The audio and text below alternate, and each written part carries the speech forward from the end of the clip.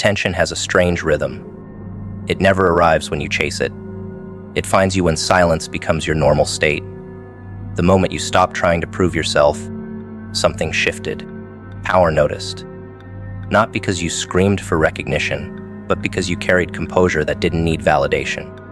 People with influence sense things others miss. They felt your steadiness, the kind that comes from surviving chaos without bitterness. It wasn't luck, it was alignment. In a world addicted to noise, quiet competence feels like prophecy. The observer with authority saw it. Not the struggle, but the control born from it. That's what draws powerful eyes. Not the performance, but the restraint. Not ambition, but awareness. When you reached the point where no external approval could move you, attention arrived. That's the irony. When desperation leaves your energy, visibility follows. Something magnetic happens when someone realizes you see the world differently.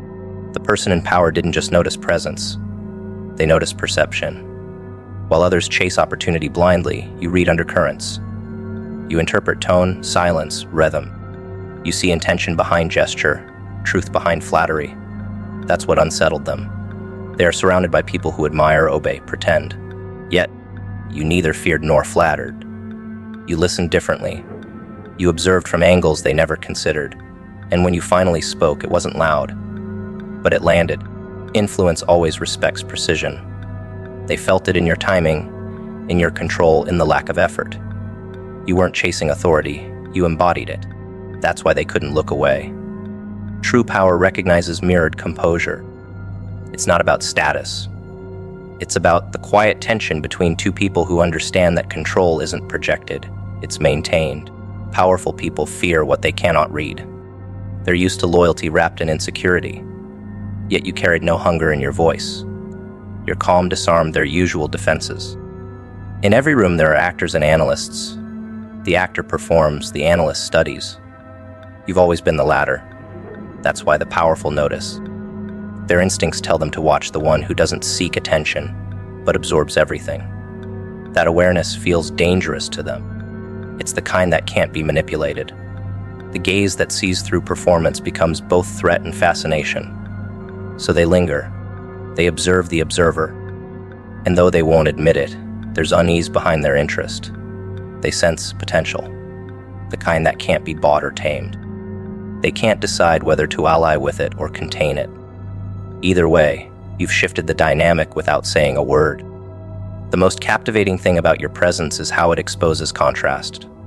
Where others reach for approval, you stand still. That stillness creates gravity. Power gravitates toward calm because it hides none of the chaos they recognize in themselves. They see something reflective, someone who doesn't worship them, but understands them. That kind of energy is rare, and it unsettles authority more than rebellion ever could. You represent the version of control they crave but can't sustain. Power doesn't fall for admiration. It responds to equilibrium. You became the mirror that doesn't distort. The room changes when awareness enters. Everyone else talks in circles. You measure silence like a strategist. That's why eyes find you before you even move. People in power can smell composure. It's the rarest scent in any hierarchy, and once they detect it, they can't ignore it. When real confidence walks in, pretense collapses. Those with authority didn't see arrogance in you. They saw peace, and peace is rare in powerful spaces. Most people chase influence to feel secure. You stop needing to. That's what exposed the hierarchy for what it really is. A game of attention built on insecurity. The moment you detached from outcome, you became unpredictable. That's the one trait every powerful person secretly respects. Unpredictability signals independence. Independence signals leverage. Without even trying, you altered how they move around you. The air shifted because you stopped competing. People accustomed to control can't dominate what doesn't react. That's why their curiosity borders on fear.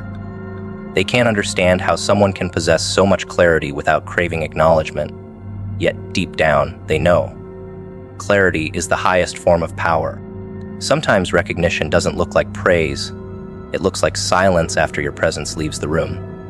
You started noticing it, the hesitation, the lingering thought, the quiet recalibration. That's when you know someone with power has begun to rethink you. At first, they dismiss your calm as indifference. But when your actions align with precision over time, their perspective shifts.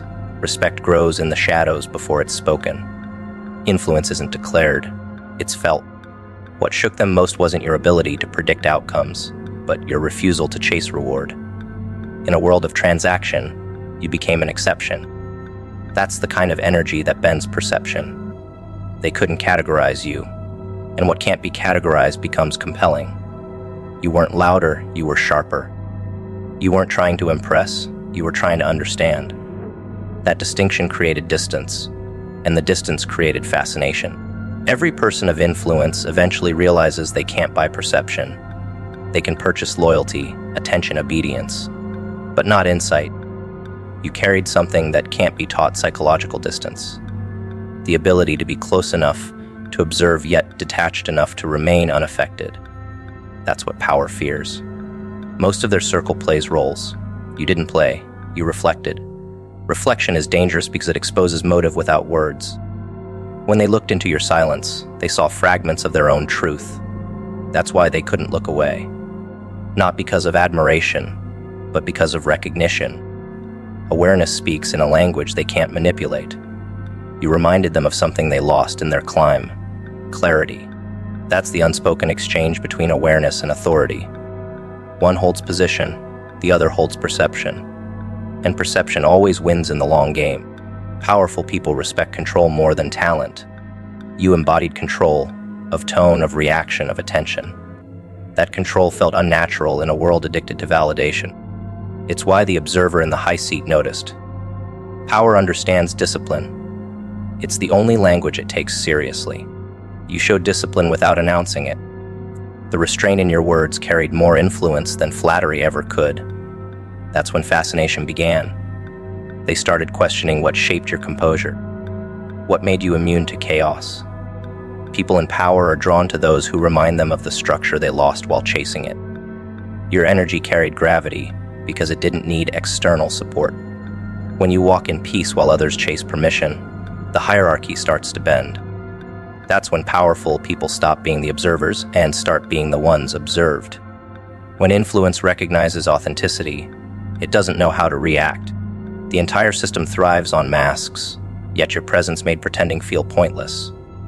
The moment truth enters the same room as manipulation, the contrast becomes unbearable. That's why they watched you closely. It wasn't admiration, it was measurement. They wanted to see if your calm was real or rehearsed. But consistency dismantles doubt. The longer you stayed aligned, the more their skepticism dissolved. Truth has that effect. It doesn't compete, it corrects. The people who thought they had control began adjusting to your rhythm without realizing it. That's how quiet power spreads. It doesn't command, it influences gravity. You became the reference point others measured themselves against. That's when attention turns into fixation. Because once someone in power recognizes integrity, they can't unsee it. Chaos had become their language. Every interaction revolved around reaction. Louder voices, sharper tones, endless cycles of drama. It was the only rhythm they knew. When someone finally walked in with calmness that didn't bend to noise, everything shifted. The silence became unbearable for them. The steadiness unnerved their nerves. Control has a way of revealing madness without confrontation. You didn't match their emotion, you mastered yours. That balance hypnotized them because it dismantled their favorite weapon: distraction. They needed chaos to stay relevant, to keep the upper hand. But once you stopped participating, the entire script lost structure. Every manipulative pause, every emotional trap, every guilt trip failed to land. Control changed the frequency of the room. For the first time, their words bounced off something unshakable. They thought they ran the story, but you were the one editing it, quietly, with patience sharper than anger. There was a time when you thought control meant dominance, raising your voice louder, arguing longer, fighting harder. Then exhaustion taught you otherwise. Control isn't about power, it's about refusal. The refusal to bleed energy where it's not reciprocated. The refusal to react when provoked. The refusal to chase what's meant to collapse. In a world addicted to noise, quiet conviction looks supernatural. The manipulator in your life thrived on instability because confusion kept them in charge. When you finally learned to stay composed, they lost access to the chaos that sustained them. It wasn't revenge, it was evolution. They didn't understand how you could stay unbothered while they threw fire in every direction. But control doesn't come from winning arguments. It comes from no longer needing to have won. That calm presence broke their momentum. They couldn't fight someone who refused to enter the arena. Control became your shield the moment you realized emotional storms were invitations, not obligations. The relationship had turned into a performance, one side provoking, but the other defending. But then you stopped performing. Silence became your strategy. The more they pushed for reaction, the quieter you became. That's when panic set in. Chaos depends on participation. When you withdrew, it began starving. Control turned the tables without aggression. You watched how predictable their patterns were. The sudden affection after conflict, the tears after manipulation, the blame disguised as apology. Before, you mistook that cycle for passion. Now you saw it for what it was: dependency on drama. Chaos was their currency, but your restraint broke their economy. That's why control hypnotizes those built on disorder. It's a mirror that shows how powerless they've become once you stop entertaining the madness. There's a certain power in stillness that words can't describe. When you no longer react, people start showing who they are. The one who fed on your reaction starts pacing. They try to ignite the old spark, the one that kept you trapped in emotional loops. But nothing lands anymore. You sit in silence, detached yet aware, watching manipulation collapse under its own weight. They confuse your peace for pride, your boundaries for cruelty, but it's neither. It's control, a kind of mastery that doesn't seek to punish but to end the cycle completely. In chaos, noise controls the room. In control, silence owns it. You stopped trying to win and focused on not losing yourself. That shift changed everything. Chaos can't seduce someone who no longer needs validation. The calm wasn't an act of ego, it was an act of survival that turned into strength. Every manipulator needs a stage. When you walked away from performance, their relevance faded. They kept trying to provoke, hoping to pull emotion out of you. But the curtain had closed. That's the hypnotic part. Control doesn't argue. It outlasts. It speaks through behavior, not defense. People like them depend on emotional chaos to feel significant. The more you refused to feed it, the smaller they became. At first they laughed, thinking your calm was temporary. Then days turned to weeks, and indifference became your new tone. That's when realization hit them. They had lost control. The one who once begged now evaluated. The one who over-explained now observed. Control doesn't retaliate, it replaces. You replaced desperation with composure, chaos with clarity. It didn't make you heartless, it made you untouchable. That shift was psychological warfare disguised as peace, and nothing threatened them more than your silence. There's a strange moment in every toxic dynamic when energy reverses. The manipulator senses it before understanding it. They start feeling irrelevant in conversations they once dictated. They test boundaries with familiar tactics: guilt, silence, pressure. But the response no longer fuels them. Control doesn't need announcement. It makes its presence known through consistency. Every time you didn't react, their power weakened. The addiction to emotional control started turning inward. They began arguing with themselves. Chaos without a counterpart collapses into loneliness. They didn't expect your self-discipline to last, but consistency always exposes truth. What looked like patience was strategy. What looked like calm was command. Control hypnotized them because it was unfamiliar. They had only ever known dominance through emotion, never through stillness. And once stillness arrived, their tactics became obvious, predictable, outdated, powerless. When chaos no longer finds entry, it turns to fear. You noticed it, the hesitation in their tone, the loss of rhythm in their manipulation. They tried to guilt you into reacting, hoping to pull emotion from your restraint. But your silence became the most painful mirror they'd ever faced. Control carries weight because it reveals weakness without words. They once thought emotion made you easy to move, but now they saw it made you strategic. You learned to feel deeply without showing it recklessly. That's what broke them, the inability to locate your center. Every manipulator craves predictability, and you became unreadable. The calm made them anxious. the patience unbearable. The chaos they once weaponized had nowhere left to go. It folded back onto them. That's how control works. It redirects energy until those who spread chaos are swallowed by their own disorder. Control doesn't require revenge, because peace itself becomes the punishment. They didn't expect your detachment to feel so permanent. When you stopped explaining, something inside them began unraveling. You had once been their favorite puppet, reacting to every string they pulled. But control cut the strings quietly. You didn't seek justice, you became it. The most unsettling revenge in any toxic bond is indifference. Not hatred, not rage, just the kind of silence that cannot be negotiated with. They kept talking, hoping to break it. But control doesn't answer noise. It observes it. You learn to choose your energy like currency, and suddenly, chaos couldn't afford you anymore. That realization burned through their confidence. You became what they feared most, a person who no longer needed to be understood to be at peace. That's when they finally saw the truth. Their control was never real. It's easy to mistake emotional chaos for intensity. You once thought being passionate meant being reactive. But control showed you what real power feels like. It's measured, deliberate, unshakable. When emotion stopped leading every decision, you began seeing patterns clearly.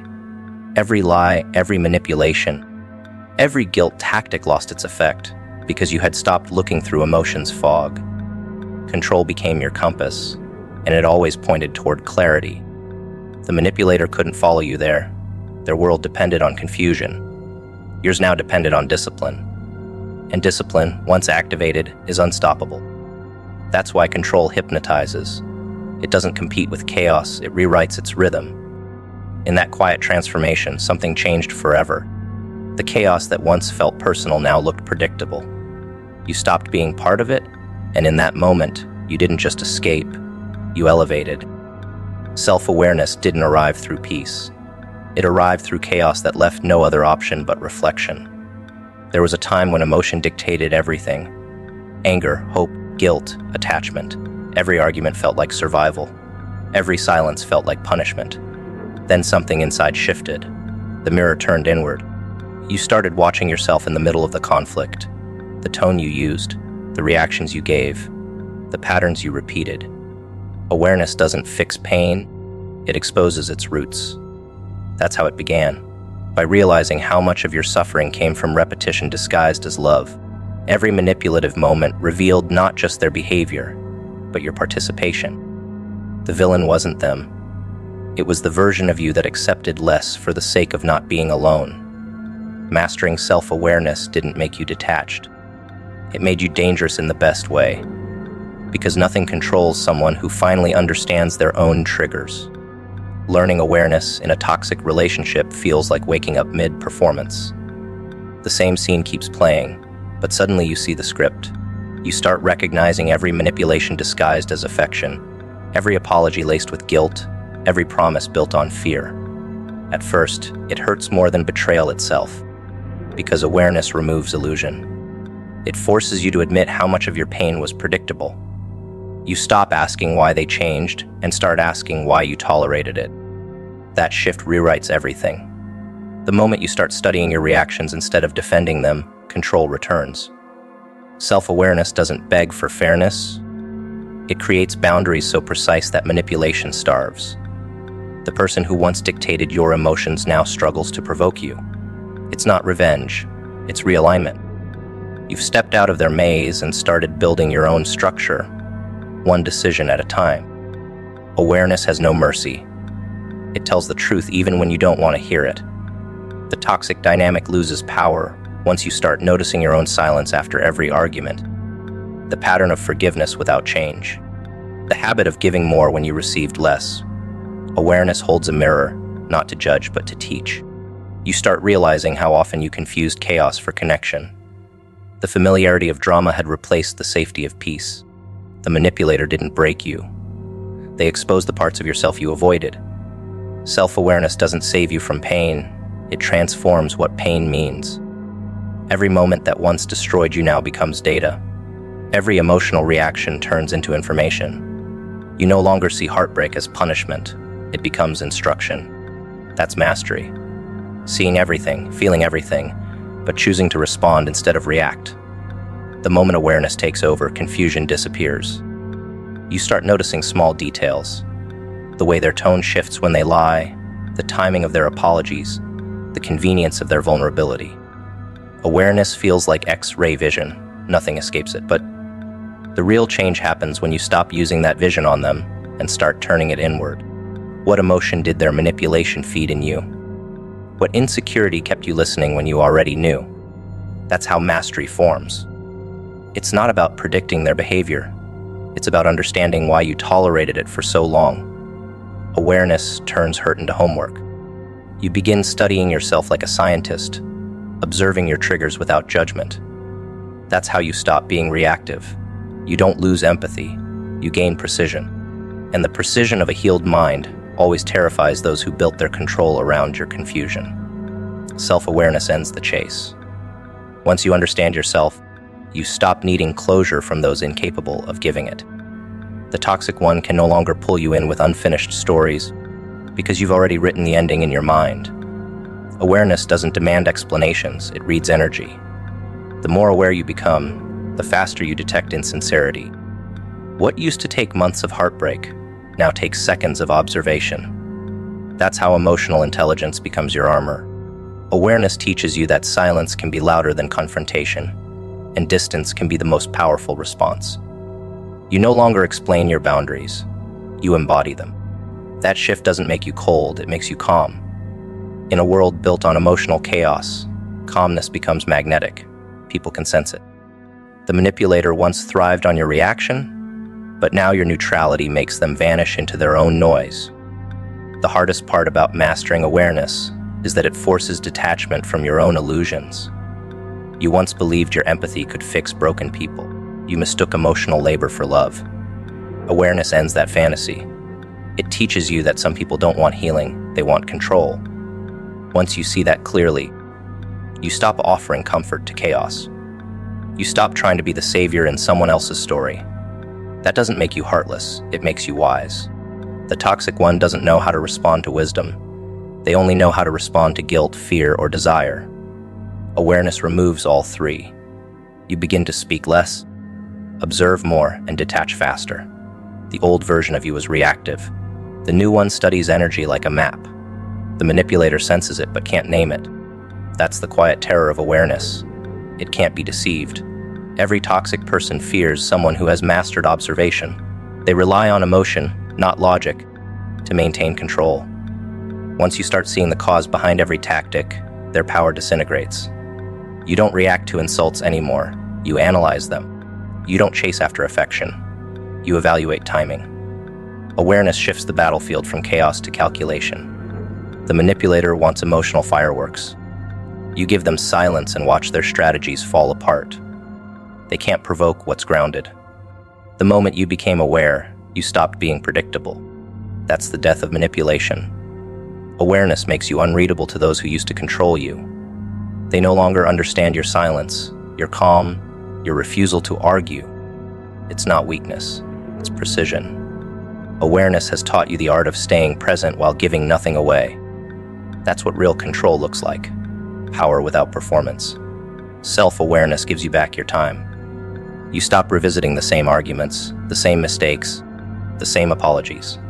You start recognizing repetition as manipulation. Awareness ends emotional recycling. The energy you once spent fixing others now fuels your own evolution. The toxic person begins to fade, not because they've changed, but because you've stopped orbiting their chaos. Awareness pulls you into alignment with peace, and peace is addictive. Once you experience it, drama feels like poison. You stop romanticizing intensity and start valuing balance. The calm that once bored you now feels sacred. The person who once had emotional control over you becomes irrelevant, not through anger, but through disinterest. That's mastery. When indifference replaces attachment. When silence feels better than proving your point. When awareness becomes your compass, guiding you away from anything that costs clarity. Awareness doesn't make life easier. It makes it cleaner. The more you understand your triggers, the less chaos you tolerate. Relationships become clearer because you stop chasing potential. You see patterns before they start, lies before they spread, manipulation before it infects. The toxic person from your past would never survive in your current awareness.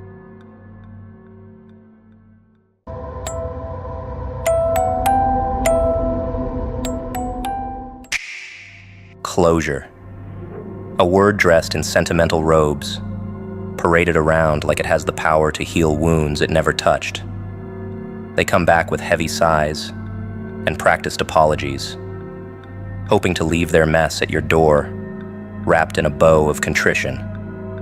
But closure is not a gift you hand over to uninvited guests. Closure is earned, not demanded, and most certainly not from the same hands that held the knife. Show them the exit, not with anger, not with theatrics, just the cold efficiency of someone who's already buried the past. The plea for closure is rarely about making amends. It's about absolution. They want to sleep soundly, to tell themselves that their sins no longer haunt anyone but the shadows. It's not about you. It was never about you. You were the stage for their drama, the canvas for their chaos. And now, when the consequences have settled, they want to rewrite the story with a softer ending. But you're not here to rewrite history for their convenience. The chapter is closed. They just can't accept that they're no longer part of the book. Watch closely when they speak. Notice how their words glide like a serpent's tongue, curling around phrases like, "I just need to explain," or "It wasn't what it looked like." They come with layers of justification, hoping to drown your silence in their sea of excuses. But you've seen the playbook before. Their performance is tired, their lines worn thin, and your silence? It's the loudest statement in the room, a quiet rejection of their carefully constructed act. Let them squirm under the weight of it. They will disguise their return as vulnerability, as if opening old wounds is a sign of bravery. They'll tell you they've changed, that time has sculpted them into someone new. But change without accountability is nothing more than a costume. And you've seen what lies beneath. The same patterns, the same manipulation, wrapped in a different package. Let them rattle the door of your life. It doesn't mean you have to open it. Humor their monologue, if only to watch them tie themselves into knots. They'll stumble over their own contradictions, trying to justify actions that never deserved an audience. The excuses, the regret, it all drips with the desperation of someone who's realized they underestimated your strength. Let them speak. Let them unravel. But don't let them in. Some doors, once closed, should remain locked. Closure doesn't come from reliving the past. It comes from refusing to let it dictate the present. They want you to revisit the wreckage with them, to sift through the ashes and validate their remorse. But you've moved on. You've rebuilt. The foundation you stand on now is stronger than the one they burned down. Their return is nothing more than a ghost knocking on a house that no longer belongs to them. Peace is a fortress, and every returned visitor is a potential intruder. They want a piece of what you've built, not to share it, but to feel less empty themselves. But peace was not theirs to give, and it's not theirs to take. Protect it with the same resolve that carried you through the storm they left behind. A simple gesture, a glance toward the exit, says more than any words ever could. Understand that their need for closure is their burden, not yours. Let them carry the weight of their actions, the discomfort of unanswered questions. It's not your responsibility to ease their conscience or mend the bridge they set ablaze. Sometimes, the most profound lesson is the absence of resolution. Let them learn it. Closure isn't a handshake or a hug. or a neatly tied ribbon on a fractured story. It's not found in the staged theatrics of someone begging for one last chance to rewrite the ending. Closure is a decision, cold and deliberate, made when you decide the door is staying closed. No words can force it open. No staged apology can slip through the cracks. It's the silent moment when you choose yourself over the spectacle of their remorse. And that's the part they never seem to grasp. It's not their decision to make. It never was. They'll say it's about healing, about putting the past to rest. But what they mean is they want to unburden themselves, to step out of the shadow of their own misdeeds and walk away lighter.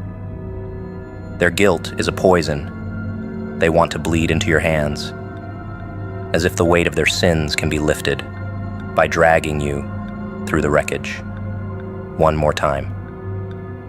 But your healing doesn't require their input, and your peace isn't dependent on their confession. You've already closed the door. They're just pounding on it for an audience that no longer exists. Watch the desperation in their eyes as they try to claw their way back into your life. It's not love or regret driving them. It's the uncomfortable silence of being left with themselves. The mirror is cruel when there's no one else to blame, and they can't stand the reflection. Staring back, they'll offer tears and trembling words. But beneath it all, the same old manipulations linger. They aren't looking for closure. They're looking for control. The illusion that they still matter in a world you've rebuilt without them. The irony is almost poetic. They want to mend what they shattered, but only on their terms. Their timing, their conditions, their script. They'll tell you they're ready to make amends, but all they really want is to rewrite the narrative in a way that suits them. Closure isn't about sharing the stage. It's about walking away. And you've already written your final act. Their return is just an epilogue you didn't ask for and don't need. Stand firm in your silence. Let them flail against the fortress you've built, their words bouncing off walls they can't penetrate. No reaction is the sharpest dagger, a clear statement that their presence no longer holds power. The weight of their actions is theirs alone to bear. You've carried it long enough. Let them drown in the echoes of their own pleas, while you remain unmoved, untouched, untethered. It's funny, in a twisted sort of way. The same person who lit the match now begs for water, not to save the ruins, but to soothe their own conscience. And you're supposed to play the savior? Number, you've graduated from the role they cast you in. This time, the fire burns only for them. And as the smoke clears, you remain standing, stronger than before. Their ashes are not your concern. The beauty of walking away is that it's a one-way road. Every step forward takes you further from the chaos they tried to trap you in. They'll chase after you, of course. People like that always do. But chasing shadows is a fool's errand. You've become untouchable, a ghost of their own making. They wanted closure, but all they'll get is the bitter taste of their own irrelevance. Closure isn't an open dialogue.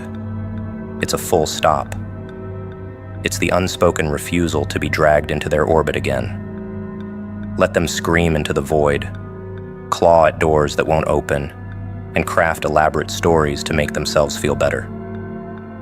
Meanwhile, you'll continue walking, head held high, into a future they can't touch. Their attempts to reach you are nothing more than whispers lost in the wind. Change is the most loyal companion in life, a force that waits for no one and forgives even less. Post-closure, it demands more than survival. It demands transformation. There's no grace in clinging to what was, no dignity in wrestling ghosts. The only path forward is to surrender to the rhythm, to let change tear apart the remnants of the past and shape you into something unrecognizable, something untouchable. The dance of change isn't gentle. It's raw, chaotic, and relentless. But within that chaos lies freedom, a freedom only earned by those bold enough to embrace it. Closure might feel like the end of a story, but it's more like the striking of a match. The spark ignites a fire, and the fire consumes all that no longer serves you. There's beauty in the burn, in the destruction of the old, to make way for the new. The people who once held you back, who demanded explanations and closure, fade into irrelevance. Their absence leaves a void, but it's a void filled with possibilities. In their place, the firelight casts shadows of who you're becoming, someone they wouldn't recognize even if they tried. Change doesn't wait for you to be ready. It drags you forward, kicking and screaming if necessary. Post-closure, it's not about asking why things happened or dwelling on what could have been. It's about stepping into the unknown with defiance, refusing to look back. Every stumble is part of the choreography. Every misstep, a lesson in resilience. Change doesn't care for your hesitations. It only cares that you move, that you keep dancing, even when the music feels unfamiliar.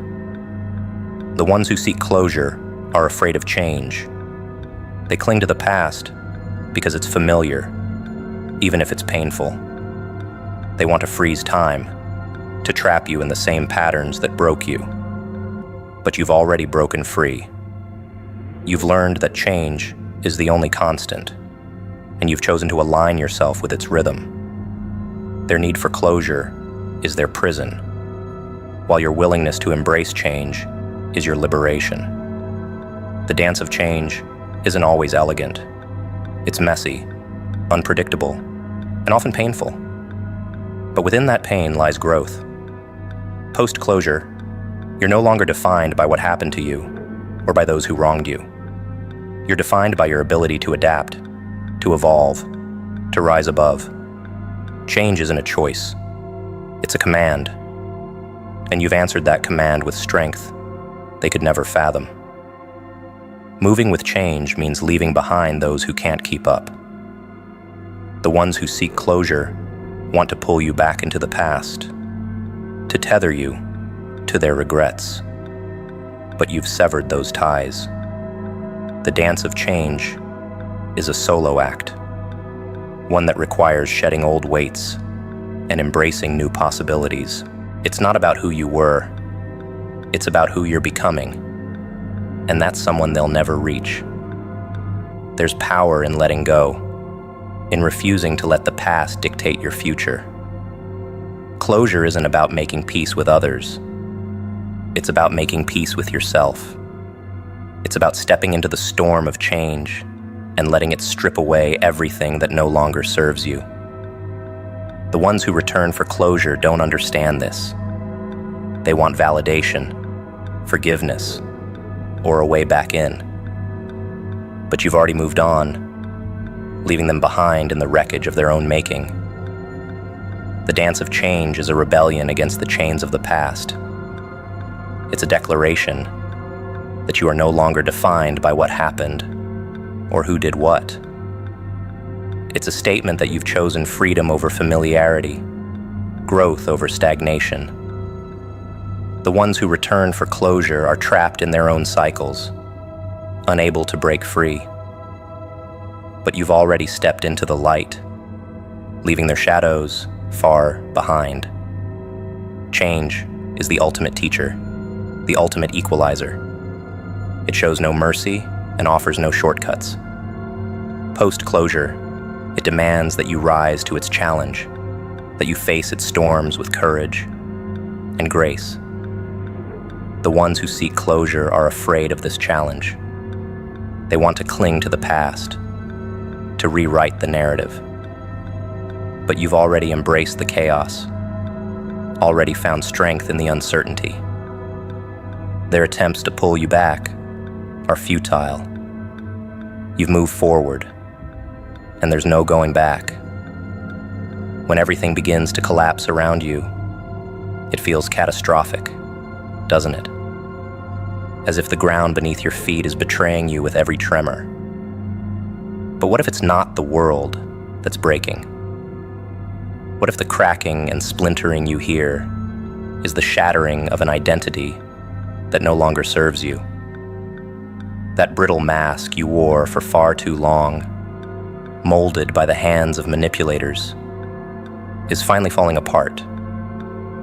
And while the collapse feels like chaos, it's a liberation in disguise.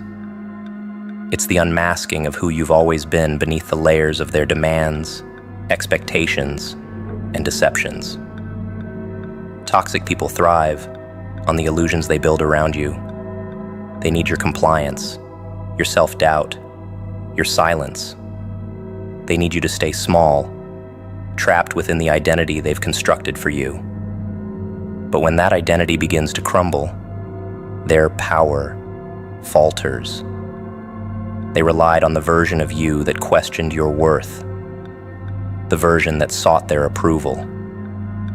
When you let that version burn, you force them to confront a reality they never prepared for. A version of you that is unshackled, untamed, and unyielding. There's no mourning in this destruction, only celebration. The loss of your old self is not a tragedy, but a triumph. That identity allowed others to use your kindness as a weapon, to twist your empathy into chains. It whispered lies about your worth, convincing you that endurance was strength and suffering was noble. Now it's reduced to ash, and from those ashes rises someone they never thought you'd become. Someone who doesn't seek permission to exist. Someone who stands without apology. When things fall apart, what's left is the core of you.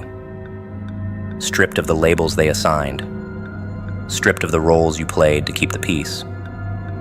What remains is raw, unpolished, and terrifyingly real. Toxic people fear that core because it's unmanipulatable. It doesn't play their games, doesn't bend to their tactics. The core of you sees through the charade, dismantles the illusion, and walks away without looking back. The ones who caused your collapse will never understand the gift they gave you. Their cruelty, their betrayal, their lies. All of it forced you to shed the skin that had grown too tight. They wanted to break you, but instead they freed you. And that freedom is something they'll never comprehend. It's a freedom that comes not from escape, but from facing the fire and emerging unscathed. Toxic people count on you clinging to the remnants of the old life. They count on you trying to piece it back together, to make it whole again. But you've learned that wholeness isn't about restoration. It's about reinvention. You've stopped trying to fix the broken and started building something entirely new. And in that process, you've discovered strength they never believed you had. A strength that makes their return a mere afterthought, a footnote in your story. When the dust settles, you realize that what fell apart was never your world. It was their illusion of control, their carefully curated narrative, where you were the supporting character. Now you're the protagonist, and the story is yours to write. The collapse wasn't an ending. It was the beginning of a chapter they'll never get to read. The most dangerous thing you've learned is how to celebrate the fall, how to see the destruction not as loss, but as opportunity. Toxic people thrive on predictability, on knowing how you'll react, on keeping you tied to the familiar, but you've stepped into the unknown, And in that space, they have no power. The rules have changed, and they're no longer in the game. The identity that once let them take advantage of you is gone. The version of you that made excuses for their behavior, that tolerated their lies, that sought their approval, it no longer exists. What stands in its place is someone they can't manipulate, can't control, can't tether to the past. Someone who doesn't flinch when they come knocking. To let go is the art of unbinding chains forged by the past. Chains made of images burned into memory, grudges held too tightly, fears whispered in the quiet of night, and disappointments clung to like lifelines. It is the surrender of ghosts, the abandonment of echoes, the deliberate uncaging of a spirit weighed down by someone else's sins. Letting go is not weakness. It is defiance. It is the audacity to reject the narratives written by those who sought to control you, to tether you to their world of manipulation and deceit. It is freedom so pure, it feels like rebellion. The images that haunt you, the emotions that cripple you, they are not your reality. They are relics of a story that no longer serves you, a script written by hands unworthy of holding the pen. To let go is to set fire to that script, to watch its words turn to ash, to let the wind scatter its remnants far from where you stand. It is a reclamation, an unspoken vow to never again live under the shadow of someone else's desires. To let go is to rise from the ruins they tried to bury you in. Letting go is the silence that answers the chaos, the calm that follows the storm. It is not passive, it is power. It is the refusal to carry the weight of someone else's failures, their lies, their cruelty. To let go is to deny them space in your mind, your heart, your life. It is an act of self-preservation, a declaration that your peace is worth more than their attempts to disrupt it.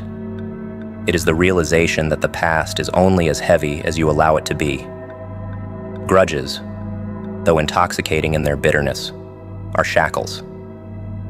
They tie you to the moment of betrayal, to the person who wronged you. To let go of a grudge is to cut that tie, to free yourself from the cycle of reliving their offense. It is not forgiveness. It is indifference. It is the understanding that their actions no longer deserve your energy, your thoughts, your care. Letting go is the ultimate act of taking back control. Fears, born from the wounds of the past, have no place in the life you're building. To let go of fear is to step into the unknown with unshakable confidence, to trust in your ability to withstand whatever comes next.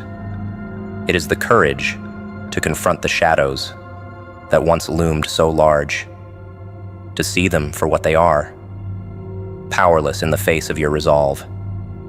Letting go is the light that dispels their darkness. Clinging to what was, to what could have been, is a trap.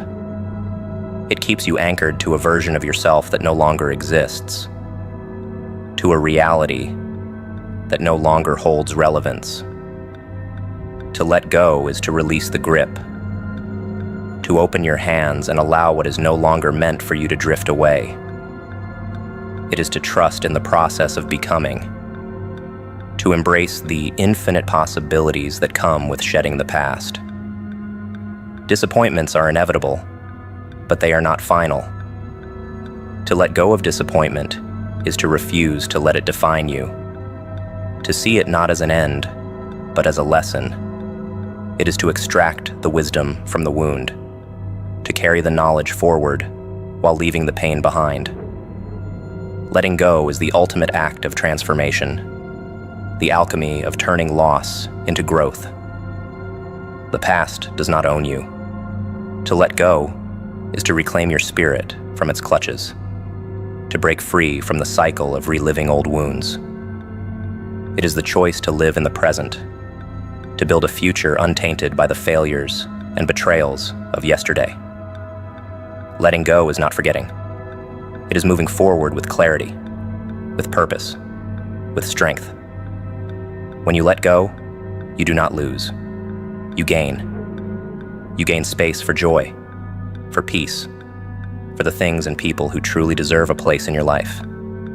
You gain the freedom to be who you are, unencumbered by the weight of others' expectations and disappointments. Letting go is a gift you give yourself, a reminder that you are worthy of a life unburdened by the past. When they return for closure, show them the exit. Let them carry the weight of their actions while you walk forward, lighter, freer, unshackled by what once was.